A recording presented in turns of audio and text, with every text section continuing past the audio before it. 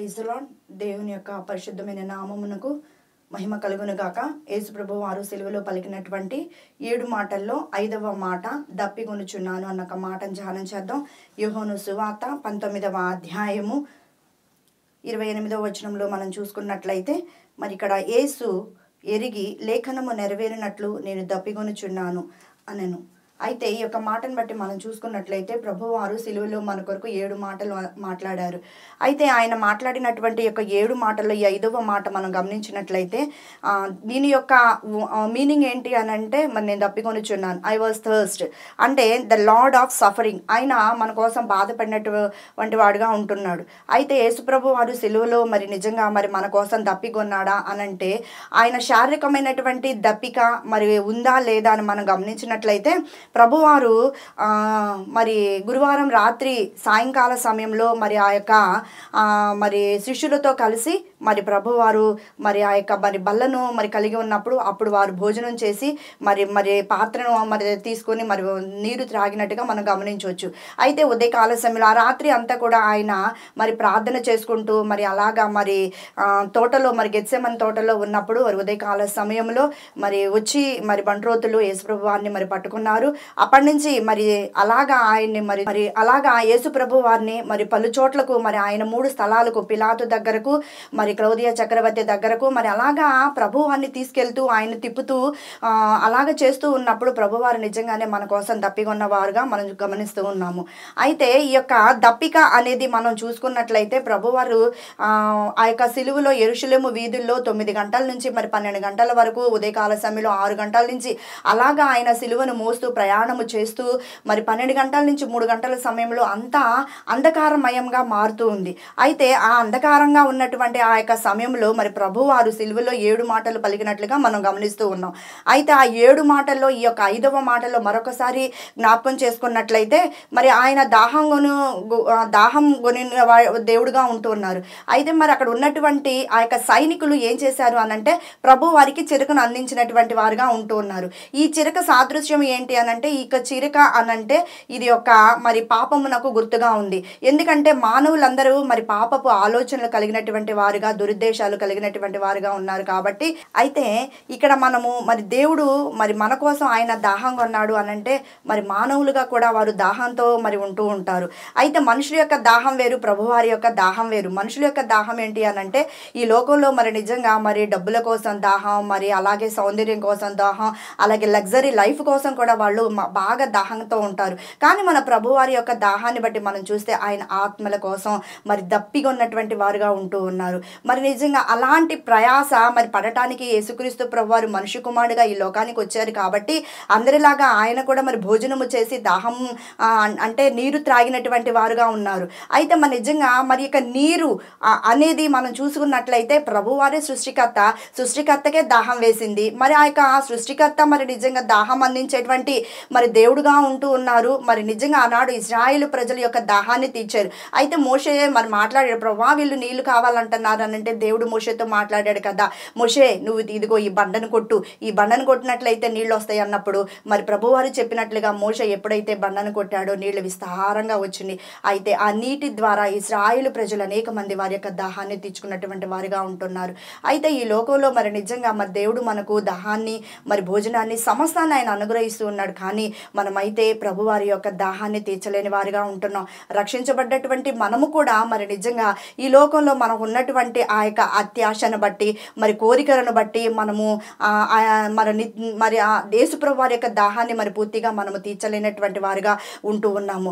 అయితే ఆయన ప్రభువారు మన కోసం ఆత్మల దాహము కలిగినటువంటి వారుగా ఉన్నారు. చూడండి, దావీదైతే తన జీవితంలో ఎన్నో తప్పులు చేశాడు. మరి నిజంగా మరి దావీదు ఆశీర్వదించబడ్డాడు అనంటే దానికి సీక్రెట్ ఏంటంటే ప్రభువారిని ఘనపరుస్తూ వచ్చాడు. మనం చూసినట్లయితే మరి కీర్తనల గ్రంథము 51వ అధ్యాయంలో చూస్తే అక్కడ దావీదు ప్రార్థిస్తున్నాడు కదా, ప్రభువా హిస్సోపుతో నన్ను కడుగు అని. ఈ యొక్క హిస్సోపు ఏంటి అని మనము చూసినట్లయితే మరి ఎక్సోడస్ నిర్గమాకాండము 12వ అధ్యాయము 22వ వచనం ఒకసారి చదువుదాం. నిర్గమాకాండము 12వ అధ్యాయము 22వ వచనం ఒకసారి చదువుదాం. మరియు హిస్సోపు కుంచె తీసుకొని పళ్ళెంలోనున్న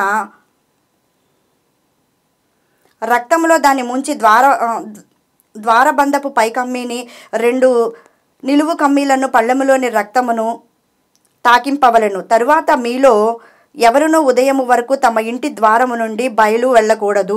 చూడండి, ఇక్కడ మనం గమనించినట్లయితే ఆనాడు మరి పాత నిబంధన పాఠ్యభాగంలో పాత నిబంధన కాలంలో మనం గమనించినట్లయితే మరి ఆ యొక్క మరి ప్రజల యొక్క పాపము పోవాలి అని అంటే బలి అర్పించాలి అని అంటారు. అప్పుడు ఇశ్రాయేలు ప్రజల యొక్క ప్రతి ఒక్క గుమ్మంలో మరి ఆ యొక్క ద్వార బంధకముల మీద ఆ రక్తాన్ని మరి చిందించాలి. అంటే ఆ రక్తము రాయబడినట్లయితే సంహారదూత దాటిపోయిద్ది అని చెప్పేసి హిస్సోపుతో మరి ఆ పళ్ళెంలో మరి ఉన్నటువంటి ఆ బ్లడ్ని మరి అలాగ దానితోటి హిస్సోపు ఒక కుంచ అంటే అదొక బ్రష్ లాంటిది అనమాట. దాంతో ద్వారబంధాల మీద అలాగా రక్తాన్ని మరి వాళ్ళు అలాగా మరి ఒక సిగ్నల్ అంటే ఒక సైన్ వేసినప్పుడు ఆ సంహార దూత వెళ్ళిపోయేది. అయితే ఆ నైట్ మీరు ఎవరు బయటికి రాకూడదంటే మరి నిజంగా ఆనాడు ఇశ్రాయేలు ప్రజలు వారి యొక్క మరి ఆ రక్తము వారి గుమ్మాల మీద ఉన్నప్పుడు మరి నిజంగా ఆ సంహార దూత దాటి వెళ్ళిపోయింది. మరి తెల్లవారి వరకు కూడా ఎవరు కూడా రాలేకపోయారు. అయితే మరి ఈ యొక్క మరి హిస్సోపు ఈ యొక్క కుంచ మనము గమనించినట్లయితే మరి నిజంగా ఆనాడు మరి లేవియా కాండం 14వ అధ్యాయం 6-7 వచనాల్లో కూడా గమనించినట్లయితే మరి ఈ కుంచ ఇంకా దేనికి మరి యూజ్ చేసినట్లుగా మనం గమనిస్తున్నామంటే బలహీనులు, రోగులు, కుష్ఠరోగులు. అయితే వీరందరూ మరి అక్కడ బ్లడ్ ఒక దాంట్లో ఒక పళ్ళెంలో ఒక రక్తం ఉంటుంది.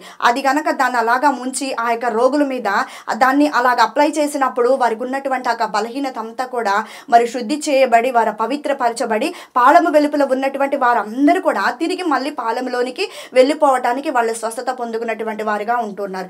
అంటే ఇది చాలా మరి నిజంగా ఇంపార్టెంట్ ఈ యొక్క హిస్సోపు. అయితే దావీదు అన్నాడు కదా, ప్రభువా హిస్సోపుతో నా పాపాలు పరిహరించు ప్రభువా అని అన్నాడు. అయితే ఆ అధ్యాయంలో మనం గమనించినట్లయితే తను ఎంతగా దేవుని దగ్గర ప్రాధేయపడుతూ మరి దేవుని దగ్గర మరి పశ్చాత్తాపడుతూ ప్రభువా నాకు నూతనమైన మనసు కలిగించు, నాకు మరి శుద్ధమైన హృదయం కలుగ చెయ్యి, అంతరంగంలో స్థిరమైన మనసు పుట్టించు అని చెప్పేసి దావీదు దేవుణ్ణి స్తుతిస్తూ ప్రార్థిస్తూ ఉంటున్నాడు. అయితే దేవుణ్ణి మరి నిజంగా అంతగా ఘనపరచడం ద్వారా దావీదు ఆశీర్వదించబడ్డాడు.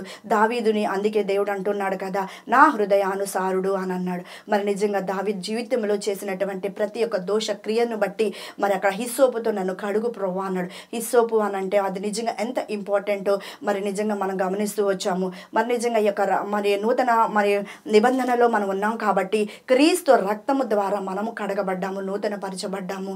అయితే మరి క్రీస్తు ప్రభువారు నా కోసం భారాన్ని భరించి ఆయన మనకు రక్షణ అందించటానికి, మన పాపాలు పరిహరించటానికి ప్రభువారు ఆ యొక్క కల్వరిలో ఆ యొక్క సిలువను మోస్తూ ఆయన అంటూ ఉన్నాడు కదా, అయితే లోక పాపములను మోసుకొని పోవు దేవుని గొర్రెపిల్లని యోహోను గారు మరి మనకు యోహోను సువార్తలో తెలియచేస్తా ఉన్నాడు.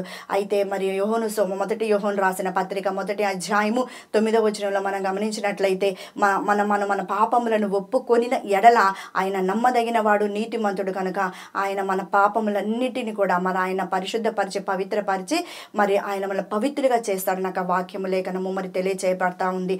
అయితే ఇక ప్రభువారు మరి దాహంగా ఉన్నారు అని అంటే ఆయన తన యొక్క లేఖనాన్ని మరి నెరవేర్చటానికే మరి ఆయన ఆ మాట పలికిన వారుగా ఉంటూ ఉన్నారు.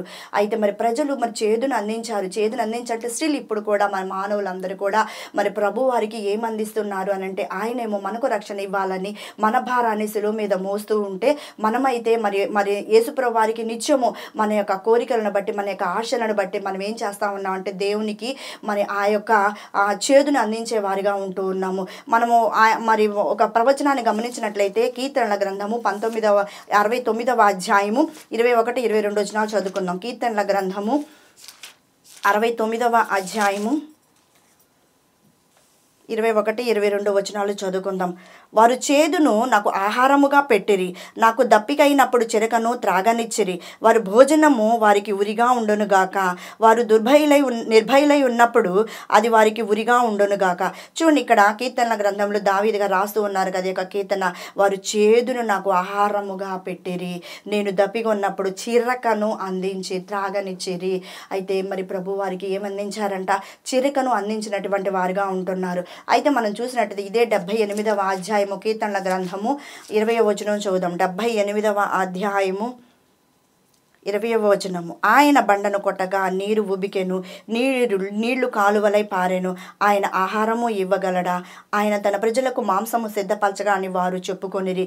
ఇశ్రాయేలు ప్రజలు మరి ఎప్పుడు కూడా తింటూ తాగుతూ కూడా మరి వాళ్ళు గొనుగుళ్ళు సనుగుళ్ళతో మరి దేవుని దుఃఖపెడుతూనే ఉన్నారు. ఈనాడు మరి ప్రజలమైనటువంటి మనం, ఇశ్రాయేలు జనాంగమైనటువంటి మనం కూడా మరి దేవుడు మన యొక్క జీవితాల్లో ఎన్నో మేలు, ఎన్నో అద్భుతాలు, ఎన్నో ఆశ్చర్యకార్యాలు జరిగిస్తూ ఉన్నప్పటికీ మనం ఇంకా దేవుణ్ణి మన యొక్క మరి క్రియల చేత ఆయన మనం ఏం చేస్తున్నాము? దుఃఖపెడుతూనే ఉన్నాం. ఆయనకి చేదును అందిస్తూనే ఉన్నాం, చిరకను అందిస్తూనే ఉంటూ ఉన్నాము. అయితే మరి నిజంగా ఇక్కడ నీరు ఏమయ్యిందంట? ఆయన బండను కొట్టగా నీరు ఉబికెను. అయితే మరి ఆయనకు అసాధ్యమైంది ఏదీ లేదు, ఎందుకంటే ఆయన సృష్టికర్త. మరి నిజంగా ఇక్కడ మనం చూసినట్టయితే యేసు ప్రభువారు శరీర సంబంధమైనటువంటి దాహము కొన్నటువంటి వారుగా ఉన్నారు.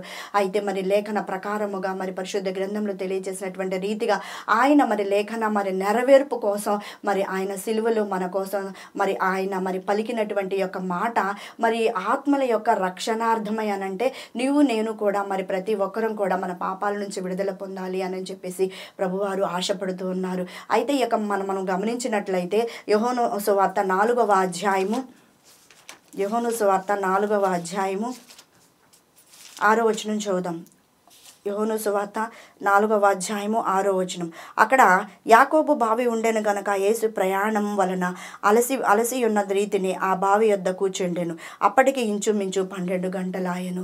ఇక్కడ మనం గమనించినట్లయితే ప్రభువారు మరి అక్కడ యాకోబు బావి దగ్గర బావి ఉంది కాబట్టి అక్కడ యేసు ప్రయాణం వలన అలసిపోయాడు. ఈ మాట గమనించినట్లయితే యేసు ప్రభువారు అలసిపోయారంటే ఆయన మనుష్య కుమారుడుగా ఈ లోకానికి వచ్చాడు కాబట్టి దేవుడు. అయితే అయినా కూడా మరి మనుష్య కుమారుడుగా ఈ లోకానికి వచ్చినటువంటి ఆయన మన కొరకు ఏమయ్యాడు? మరి అలసిపోయిన వాడుగా ఉన్న ఆ రీతిని ఆ బావి యొద్ద కూర్చుండెను. అప్పుడు ఇంచుమించు 12 గంటలాయను. సమరస్త్రీ ఒకటి నీళ్లు చేదుకొనుటకు అక్కడికి రాగా యేసు నాకు దాహమునకిమ్మని ఆమెను అడిగాను. ఫస్ట్ యేసు ప్రభు వారు అడిగినటువంటి ఆ యొక్క క్వశ్చన్ ఏంటంటే సమరస్త్రీని, అమ్మ నాకు దాహమునకు నీళ్లు ఇవ్వు అని చెప్పి మరి యేసు ప్రభు వారు ఇక్కడ సమరస్త్రీని అడిగాను. అయితే మరి చూడండి, ఈలోగా శిష్యులు ఏం చేశారంటే ప్రభువారు ఆకలిగా ఉన్న అలసిపోయారు అని చెప్పేసి ఇక్కడ 6వ వచనం రాయబడి ఉంది కదా. అయితే మరి ఆ శిష్యులంట ప్రభువారికి ఏమైనా ఆహారం తీసుకొద్దామని చెప్పేసి అలాగా వాళ్ళు బయటకు వెళ్ళినటువంటి వారుగా మనం గమనిస్తూ ఉన్నాం. అయితే ఇక్కడ సమరయ స్త్రీతో ప్రభువారు మాట్లాడుతున్నారు. ఏమన్నారు ప్రభువారు? అమ్మా నాకు దాహమునకు నీళ్ళు ఇవ్వు అంటున్నారు. అయితే ఈ మధ్యాహ్న కాల సమయంలో ఇక్కడ యాకోబు బావి దగ్గరకు ఈ యొక్క సమరయ స్త్రీ ఎందుకు వచ్చింది అని మనం గమనించినట్లయితే ఈమె ఒక పాపాత్మురాలైన స్త్రీ. అయితే ఎవరు లేని యొక్క సమయంలో మధ్యాహ్నం ఎవరు ఉండరు అని అనుకొని అయితే ఆమెకు ఆ బాట ఎలాగా ఉండేదంటే ఆమె పాపాత్మురాలు అని ఎందుకు చెప్పబడుతుంది అని అంటే ఆ టైంలో ఆమె అక్కడికి ఎందుకు వస్తుంది? ఒంటరిగా ఎందుకు వస్తుంది? మరి ఆమె పాపము చేయడానికి వస్తుందా? దాహము కోసం వస్తుందా? ఏ రీతిగా వస్తుంది? అయితే మరి ప్రభువారి యొక్క ఉద్దేశాలు, ప్రభువారి యొక్క చిత్తము మరి ఆయనకు మరి తెలుసు కాబట్టి అయితే మరి అక్కడ సమరయ స్త్రీ ఉంది.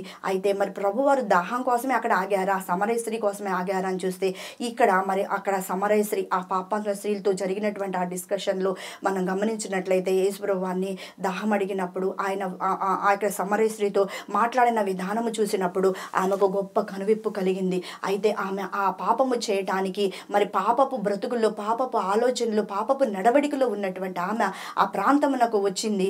అయితే యేసు ప్రభువాన్ని కలిసింది, యేసు ప్రభువారితో సంభాషించింది. అయితే ఆయనే మెస్సయ్య, ఆయనే దేవుడు అని చెప్పేసి ఆమె గ్రహించింది. చూడండి 14వ వచనం మనం గమనించినట్లయితే ఇక్కడ ప్రభువారు అంటున్నారు కదా, 13-14 వచనాలు చూద్దాం. అందుకు యేసు, ఈ నీళ్లు తాగు ప్రతి వాడును మరలా దప్పిగోనును, ఈ నీళ్లు నేనిచ్చు నీళ్లు త్రాగు వాడెప్పుడును దప్పిగొనడు, నేను వానికిచ్చు నీళ్లు నిత్య జీవమునకై దానిలో ఊరేడి నీటి బుగ్గగా ఉండునని ఆమెతో చెప్పాను. చూడండి ఇక్కడ ప్రభువారు స్పష్టంగా ఎంత మంచిగా క్లారిటీ ఇస్తున్నారు అనంటే నేనిచ్చు నీళ్లు త్రాగు వాడెప్పుడు దప్పిగొనడు. అయితే యేసు ప్రభువారు మనకి ఏ నీరు ఇస్తున్నారు అని చెప్పి చూసినట్టయితే శారీరకమైన నీరు మనం తాగామనుకోండి మళ్ళీ ఒక గంటకే మనకు దాహం వేస్తుంది. అయితే ఈ యొక్క సమ్మర్లో మనం చూసినట్టయితే ప్రతి ఒక్కరూ దాహం కలిగినటువంటి వారుగా ఉంటారు. శరీర సంబంధంగా మనం చూసుకున్నట్లయితే ఈ యొక్క దాహం గురించి ఆలోచన చేసినట్లయితే మరి నిజంగా మనకి ఎవరికైనా చూడండి ఒక చిన్న గాయం తగిలిన, ఒక చాకు ఒక నైఫ్ కట్ చేయబడినా మరి అలాగే యాక్సిడెంట్ అయినా కూడా బ్లీడ్ అవుతుంది అనుకోండి, ఆ సమయంలో ఏం చేస్తారు? నీరు త్రాగిస్తారు ఆ వ్యక్తులకి, ఆ మనుషులకి. ఎందుకంటే ఆ వాటర్ లోపలికి వెళ్తూ ఉంటే ఆ బ్లీడ్ అనేది ఆగిపోయిద్ది అని చెప్పేసి వాటర్ తాగిస్తూ ఉంటారు. అందుకని చెప్పేసి ఆ నీళ్లు తాగిస్తే ఆ బ్లడ్ ఆగిపోయిద్ది అని. అయితే యేసుక్రీస్తు ప్రభువారి శరీరంలో దాదాపు కాపు మొత్తం బ్లడ్ అంతా కూడా మరి రక్త సిద్ధమై ప్రవహించబడతా ఉంది. అయితే ప్రభువారు అప్పుడు మరి నిజంగా ఆయన నేను దాహముకొని ఉన్నాను, నేను దప్పికొని ఉన్నాను అని చెప్పేసి ప్రభువారు మాట్లాడుతూ ఉన్నారు. మరి నిజంగా మరి ఇక్కడ మనం చూసుకున్నట్టయితే ఇక్కడ సమరయ స్త్రీతో మనం చూసుకున్నట్లయితే మరి నేనిచ్చు నీళ్లు త్రాగువాడెప్పుడు దప్పికొనడు, నేను వారిలో వారికి ఇచ్చు నీళ్లు నిత్య జీవమునకై దానిలో ఊరే నీటి బొగ్గగా ఉండును. నేనిచ్చు నీళ్లు ఏంటి అని అంటే ప్రభు వారు ఇచ్చేటువంటి నీరు ఏంటిది అని మనం చూసినట్లయితే వాళ్ళు నిత్య జీవానికి మరి కలిగినటువంటి వాటిలో ఊరే నీటి బొగ్గగా ఉంటుంది. ఈ మాట మనం గమనించినట్లయితే దావీదు కీర్తనల మొదటి అధ్యాయంలో రాయబడి ఉంటుంది. అది ఏంటిది అని చెప్పేసి మనం ఒకసారి గమనించినట్లయితే దావీదు కీర్తనలు మొదటి అధ్యాయము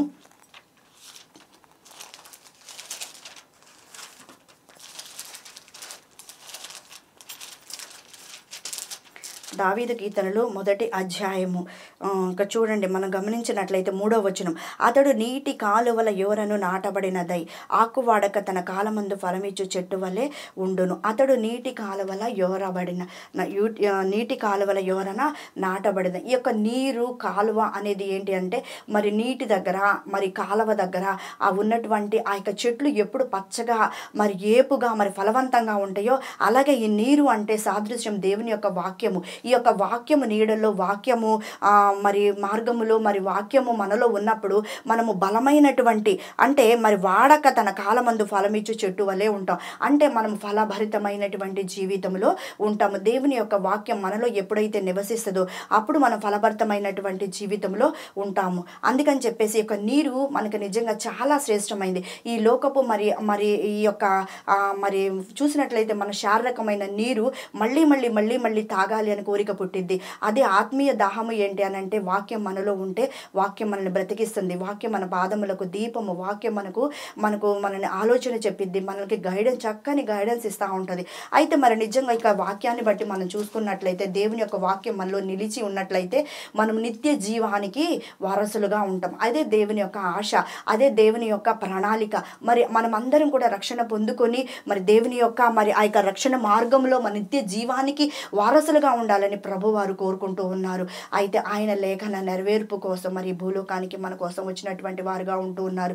మరి మనము మన యొక్క జీవితంలో గమనించినట్లయితే మన యొక్క లైఫ్ టైం చాలా చిన్నదిగా ఉంటుంది. అయితే మన ఆయుష్ ఎంతవరకు ఉంటుందో మనకైతే తెలియదు. కానీ మరి మన యొక్క జీవితం గురించి మనం ఆలోచన చేయాలి. అయితే దేవుని బిడ్డలంగా ఆయన రక్తంలో కడగబడినటువంటి వారముగా మన యొక్క రెస్పాన్సిబిలిటీ ఏంటిది అని చెప్పి మనం చూసినట్టయితే క్రీస్తు యొక్క సువార్తను మనం ప్రకటించే వారిగా ఉండాలి. అయితే చూడండి, సమరయస్త్రీ ఏం చేసింది అని అంటే ప్రభువారు తనతో మాట్లాడిన ఆ యొక్క డిస్కషన్లో ఆయన గొప్ప దేవుడు, ఆయన మెస్సయ్య, ఆమె గ్రహించి చూడండి తన కుండ, ఆ కుండ దేనికి సాదృశ్యంగా ఉంది అంటే పాపానికి సాదృశ్యంగా ఉంది. ఆ పాపపు కుండను ఆమె అక్కడ విడిచిపెట్టేసి చూడండి. అయితే మరి ఆమె ఆ అధ్యాయం అంతా మనం చక్కగా చదివినట్లయితే చక్కగా మరి వివరించబడుతూ ఉంది సమరస్త్రీ గురించి. ఆమె వెంటనే పరిగెత్తుకున్న సమరయ ప్రాంతానికి వెళ్ళి, రండి, నేను చేసినవన్నీ కూడా నాతో చెప్పినవన్నీ నేను మీకు చూపిస్తాను రండి అని చెప్పేసి ఆమె ఆ క్షణమే తన ఆ కుండ విడిచిపెట్టింది. అయితే ఆ కుండను తీసుకుంటూ ఎందుకు వచ్చిందని మనం గమనించినట్లయితే అది పాపాన్ని మోసుకుంటూ వచ్చేదనమాట. ఆమె ఒక శారీరకమైన దాహం పేరుతో అక్కడికి వచ్చి పాపం చేసేదేమో. కానీ అయితే వెంటనే ప్రభువారి యొక్క మాటలకు విధేయత కలిగి లోబడి ఆ కుండను విడిచిపెట్టేసి సమరయ ప్రాంతంలో మరి ప్రభువారిని గురించి ఒక సాక్షిగా నిలబడి సమరయ ప్రాంతానికి ఒక మార్గదర్శిగా ఆ ప్రాంతాన్ని మార్చినటువంటి స్త్రీగా కనబడుతుంది మనకి. అయితే ఈ యొక్క దినాల్లో మనం గమనించినట్లయితే క్రీస్తు సువార్త ఎరిగినటువంటి మనము ఇంతమందికి సువార్తను ప్రకటిస్తున్నాం. మన రెస్పాన్సిబిలిటీ ఏంటి, దేవుడు మనకి ఇచ్చినటువంటి బాధ్యత ఏంటి అని చెప్పేసి మనం గమనించినట్లయితే మనం అందరం కూడా ఆత్మీయ శక్తిని, ఆత్మీయ బలాన్ని మనం పొందుకోవాలి. ఎందుకనంటే మనం ఆలోచన చేయాలి, మన యొక్క రెస్పాన్సిబిలిటీ దేవుని యొక్క సువార్త ప్రకటించాలి. అయితే ఈ యొక్క సువార్త ఎందుకు ప్రకటించాలంటే ఆత్మల యొక్క మరి మనం అనేక ఆత్మలను ప్రభువారి కోసం గెలవాలి అని చెప్పేసి ఇక్కడ ఎలాగ సమరస్త్రీ ఒక్కతే విని సమరయ ప్రాంతాన్ని అంతటినీ మరి మార్చి దేవుని దగ్గరకు నడిపి మనము కూడా మరి ప్రభువారి దగ్గరకు అనేక ఆత్మలను నడిపించే బాధ్యత భారం మన దగ్గర ఉంది. ఈ యొక్క సువార్త ప్రకటించటము అనంటే మరి ఆత్మల యొక్క విషయంలో మరి ఎలాగా మనం పనిచేయాలనంటే మరి 2వ తిమోతికి రాసిన పత్రిక 2వ అధ్యాయము 2వ వచనంలో దేవుని యొక్క వాక్యం రాయబడుతుంది కదా. మరి తిమోతి ద్వారా దేవుడు మనతో మాట్లాడుతున్నాడు. 2వ తిమోతికి రాసిన పత్రిక 2వ అధ్యాయము 2వ వచనం చూసినట్లయితే, నీవు అనేక సాక్షుల ఎదుట నా వలన వినిన సంగతులను ఇతరులకు బోధించుము.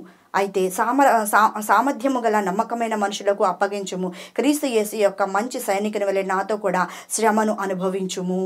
చూడండి, అయితే మనం మంచి ఒక సైనికులు, ఒక ప్రేయర్ వారియర్, అయితే ఒక గాస్పల్ వారియర్, సువార్త ప్రకటించే విషయంలో మరి అలాగా మనము సమరయ స్త్రీ వల్లే మరి సువార్తను ప్రకటించడానికి, ఆత్మలను దేవుని కొరకు సంపాదించడానికి మనం ఏం చేయాలి? సిద్ధపడాలి. మనం సిద్ధపడుతూ అనేక మందిని సిద్ధపరిచేటువంటి వారిగా ఉండాలి. అయితే ఈ దినాల్లో మనం చూసినట్టయితే మానవులు ఏమి సిద్ధపరచుకుంటున్నారు, ఏమి సంపాదించుకుంటున్నారు అనంటే ఆత్మీయత కన్నా మరి నిజంగా శారీరకమైనటువంటి ఆ యొక్క పేరు ప్రఖ్యాతులు ప్రతిష్టల కోసమే ప్రాకులాడుతూ ఉన్నారు.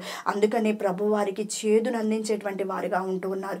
అయితే ప్రభువారు మరి నిజంగా మరి మన కోసం, మరి నిజంగా మనల్ని సృష్టించినటువంటి సృష్టికర్త మరి మన కోసం మనం ఎలాగా ఉండాలని ఆయన పరితపించాడని మనం చూసినట్లయితే ఎఫెసీయులకు రాసిన పత్రిక 5వ అధ్యాయము మొదటి 2 వచనాల్లో రాయబడుతుంది.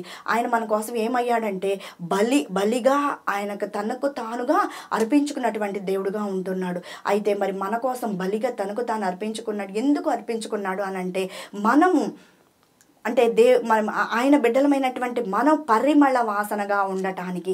ఈ యొక్క పరిమళ వాసన అని చెప్పేసి మనం చూసినట్లయితే, ఈ పరిమళ వాసన అంటే మనం పెర్ఫ్యూమ్ పూసుకున్నట్లయితే, ఇంకేమేమైనా రాసుకున్నట్లయితే ఒకవేళ బయటికి కనిపిస్తుందేమో, పక్కకు కనిపిస్తుందేమో, నడుస్తూ ఉంటే కనిపిస్తుంది.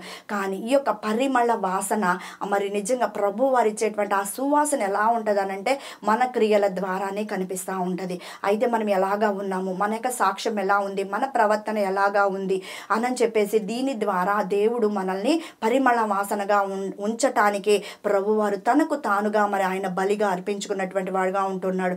ఇంక మనం చూసినట్లయితే మత్తయి సువార్త 20వ అధ్యాయం 28వ వచనంలో మనం చూసినట్లయితే, అయితే ఈ విధంగా ప్రభువారు మన కోసం బలిగా మరి అర్పించబడ్డాడు కాబట్టి మనము కూడా దేవునికి మనం ఏం చేసుకోవాలంట? అప్పగించుకోవాలి. సృష్టికర్తకు మన ఆత్మలను మనము అప్పగించుకోవాలి. అందుకనే దేవుడు కోరుకుంటున్నాడు కదా, నిన్ను నన్ను కోరుకుంటున్నాడు. ఆయన మరి నా దగ్గరకు రండి అని చెప్పేసి ఆయన కోరుకుంటున్నాడు. ఈ లోకంలో మనకి శ్రమ ఉండిద్ది, దుఃఖం ఉండిద్ది, వ్యాధి ఉండిద్ది, బాధ ఉండిద్ది, కరువు ఉండిద్ది, హింస ఉండిద్ది, ఉపద్రవం ఉండిద్ది, ఆకలి ఉంటుంది, దప్పిక ఉంటుంది. కానీ ఆయన దగ్గరకు వచ్చిన వారికి ఎన్నడూ కూడా ఇలాంటివి ఏమీ ఉండదు. అయితే ఆకలి దప్పిక లేనటువంటి రాజ్యంలో ఆయన నిన్ను నన్ను చేర్చుకోవడానికి ఆయన సిద్ధపడ్డాడు. ఆయన మన కోసం స్థలాన్ని కూడా ఆయన ఏం చేశాడంట? సిద్ధపరిచాడు. చూడండి, మనం చూసినట్టయితే పౌలు గారు అలాగా మరి సౌలుగా ఉన్నప్పుడు అనేక హింసాత్మక క్రియలు చేశాడేమో, కానీ మార్చబడిన తర్వాత ప్రభు కోసం ఎంతగానో ప్రయాసపడ్డాడు. ప్రభు వారి కోసం ఆయన అంటున్నాడు కదా, మరి ఫిలిప్పీలకు రాసిన పత్రిక అక్కడ 3:14 అంటున్నాడు, నా పరుగు ఎవరి కోసం అంట?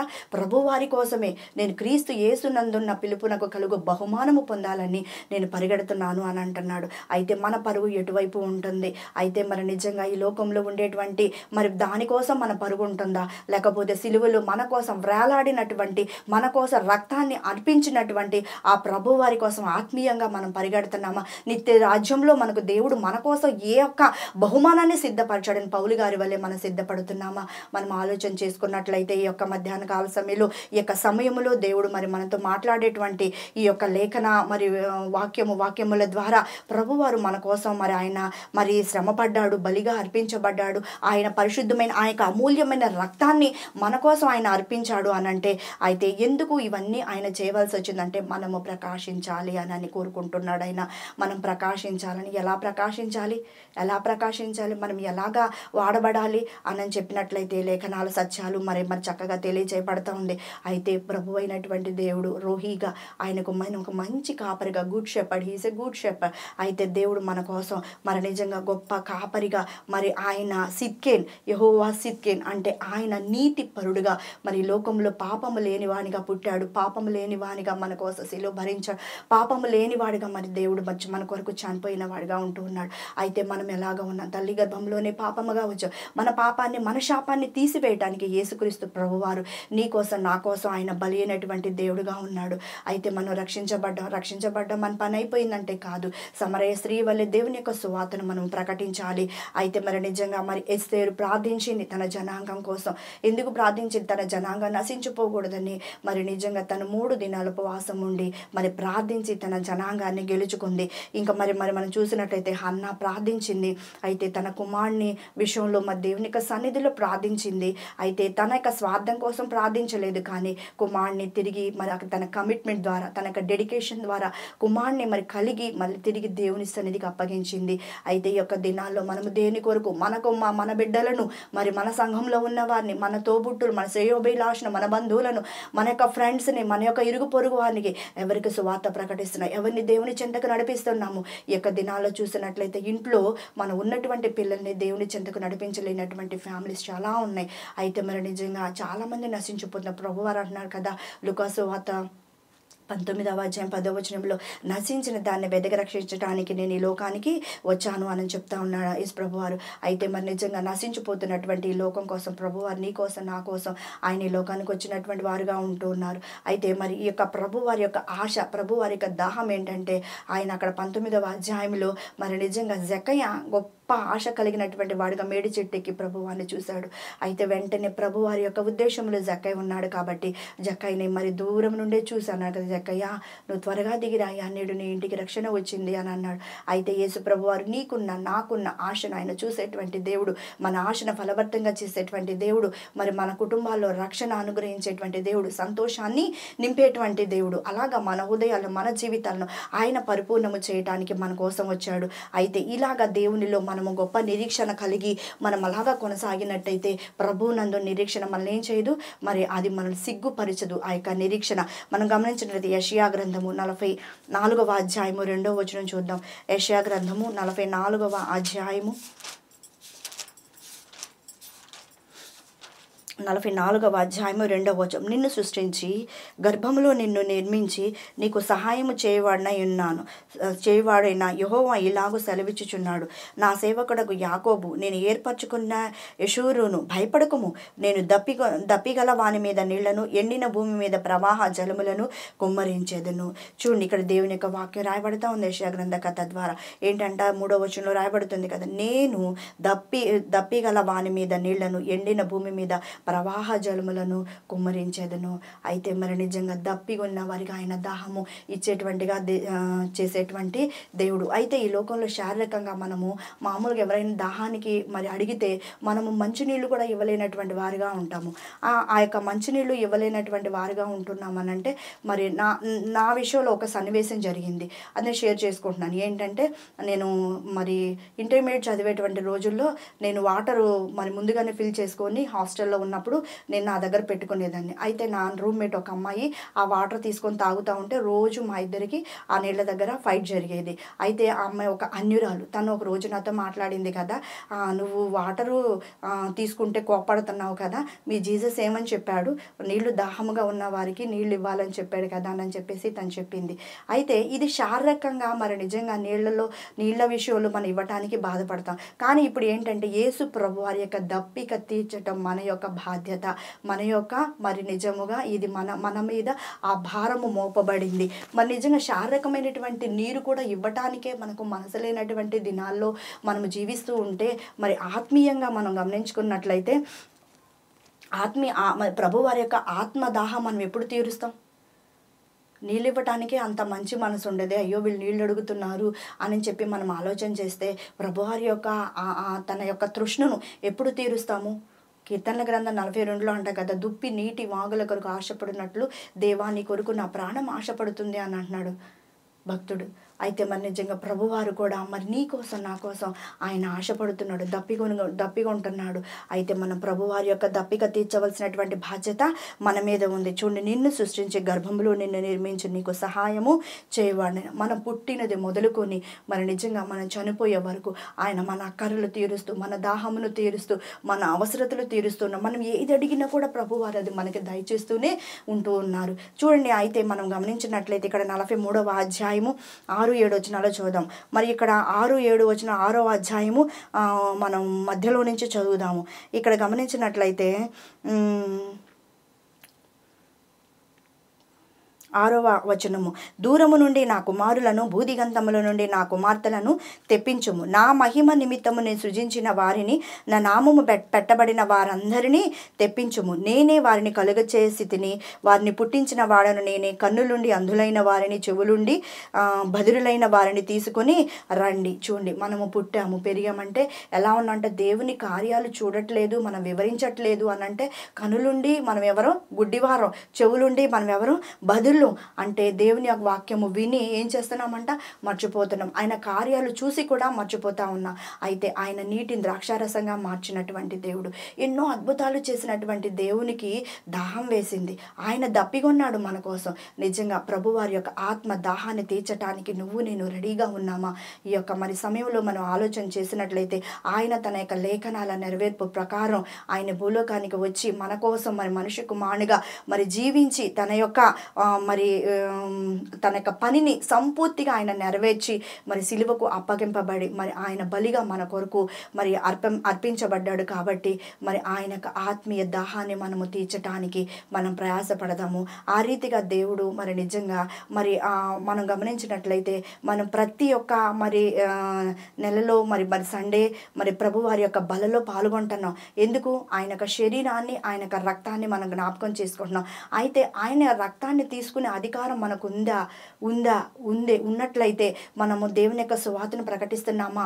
మరి నశించిపోయే వారి కోసం ప్రార్థిస్తున్నామా? అయితే మరి నిజంగా ప్రభు వారి యొక్క దాహాన్ని మనము తీరుస్తున్నామా? ఆయన రక్తాన్ని త్రాగుతున్నామంటే ఏదో ద్రాక్షారసమని సేవిస్తున్నామేమో, కానీ ప్రభు వారి రక్తాన్ని మనం నిత్యం జ్ఞాపకం చేసుకోవాలి. ఆయన మన కోసం బలిగా అర్పించబడ్డాడు. ఎందుకు? మనం పరిమళ వాసనగా ఉండటానికి. అలాంటి పరిమళ సువాసన వెదజల్లేటువంటి మరి బిడ్డలంగా, కుమారులుగా, కుమార్తెలుగా అలాగా మరి ఆశీర్వదించబడదాం. దేవుడు ఆ రీతిగా మనందరినీ దీవించి ఆశీర్వదించును గాక. ఆమేన్.